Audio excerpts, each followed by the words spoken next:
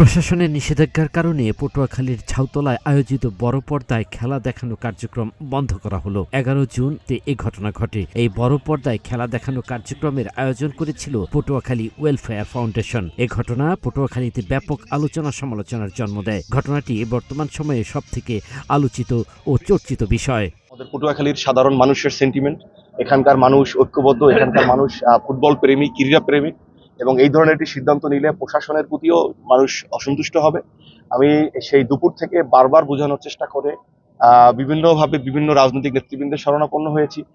বিভিন্নভাবে তাদেরকে অনুরোধ করার পরে এখানে যেহেতু আয়োজন সম্পন্ন, আমরা বিশ্বকাপ খেলা দেখানোর প্রস্তুতি শেষ করে ফেলেছি।